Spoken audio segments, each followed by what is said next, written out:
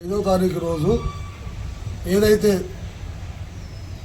Government stamp duty valuations agriculture land కానీ తర్వాత ఇన్లై కానీ ఏదైతే పెంచిర్రో దాంట్లో ఒక సిస్టమ్ అనేది లేకుండా ఒక అక్కడ మొత్తం వాళ్ళు ఏం చెప్పారు 5 to 100% పెంచుతాము దాని పరిస్థితి ప్రకారం అని చెప్పారు.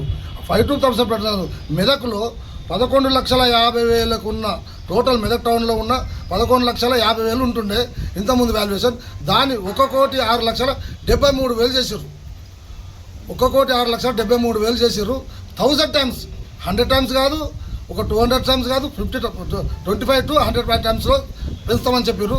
దాన్ని 1000 టైమ్స్ పెట్టిండ్రు వరకు దొరుకుతుంది. దాని ₹1,00,00,000 వాల్యుయేషన్ చేస్తే ఎంతవరకు సమంజసం? నర్స్కేడ్లో 30 లక్షలకు 20 లక్షలకు పొలం దొరుకుతుంది. విల్లికోటలో 20-30 లక్షలకు దొరుకుతుంది. దాని 1 కోటి కాకుండా ఒక ఉదాహరణకు ఒక 812 అనే సర్వే నంబరు, 812 సర్వే నంబరు దాన్ని గతంలో 72 లక్షలు ప్లాటింగ్ చేస్తే 72 ఉంటే దాన్ని 5,63,00,000 చేశారు. 5,63,00,000 మన దగ్గర దొరుకుతుందా? ఇంకోటి ఏంటంటే వీళ్ళు ఒక గైడ్లైన్స్ ఇచ్చారు.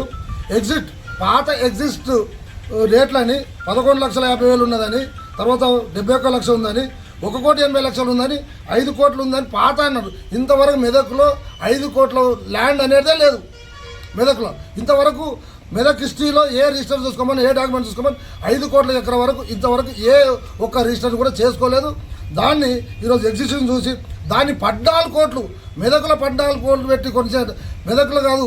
ఇప్పుడు ఏందనుకుంటారు అంటే వీళ్ళు హెచ్ఎండి అని ఒక తీసేసుకొని ఇది హెచ్ఎండిఏ కంటే హైదరాబాద్కు దగ్గర ఉంది అనుకొని మెదక్ హెడ్ క్వార్టర్స్ అనుకొని హెచ్ఎండిఏ పరిధి చూసుకొని పెట్టిండ్రు.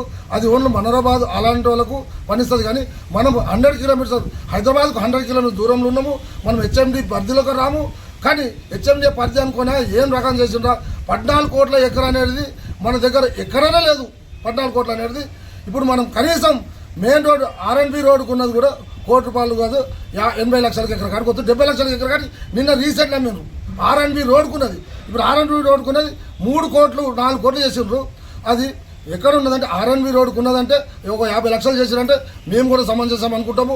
R&B రోడ్కున్నది తర్వాత ఇది ఏదైతే ఉన్నదో 11,50,000 ఉన్నది, 22 లక్షలు 15% అంటే 18 లక్షలు పెంచండి, లేకపోతే 50% ఉంటే 100% అంటే 23 లక్షలు పెంచండి.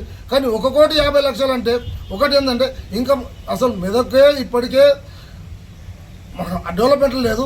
ఈ రేట్ల ప్రకారం ఉంటే అసలు వాల్యుయేషన్ నీకు స్టాంప్ డ్యూటీ కట్టాలనుకున్నా, ఎవరు కొనాలనుకున్నా, ఎవరు చేసుకోవాలనుకున్నా, ఇంకోటి దీనికి స్టాంప్ డ్యూటీ కట్టాలి, ఇన్కమ్ ట్యాక్స్ అంటే అసలు కొనే పరిస్థితే లేదు. ఇప్పుడు అసలు బిజినెసే లేదు మెదక్లో. అసలు వెంచర్సే అవ్వడం లేదు. ఈ 3-4 ఇయర్స్ చేస్తే వెంచర్ కూడా రావడం లేదు, ఏం లేదు. అసలు వెంచర్లు చేసిన దాంట్లోనే 10,000 గజం లేదు. నీకు దీన్ని అగ్రికల్చర్ ల్యాండే 10,000 గజం కాడికి పెడుతున్నావు. ఇది ఎంతవరకు సమంజసము?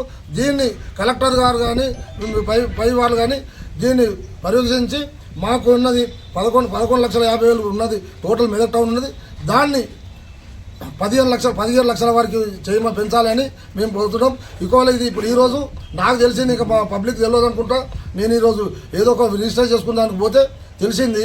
దీన్ని మేము చూసినాను, పబ్లిక్ చెప్పి దీన్ని పెద్ద ఎత్తున చేయవలసి వస్తుంది. ఇది మెదక్ బర్నింగ్ పాయింట్, అన్నిటికన్నా ఎక్కువ పెద్ద బర్నింగ్ పాయింట్ అంటే మెదక్. ఇది మెదక్ పరిస్థితి బాగా ఉన్నది కాబట్టి దీన్ని అనుగుణంగా చేసుకొని మళ్ళీ ఎంక్వైరీ చేసి యాజ్ ఇట్ ఈజ్గా 15 లక్షలు ఎకరాకు 15 లక్షల కాడ చేయాలి. మెయిన్ రోడ్ మీద 30 లక్షల కాడ చేసినా మేము అభ్యంతరం చెప్పాము. 30-40 లక్షలు చెప్పినా మెయిన్ రోడ్ మీద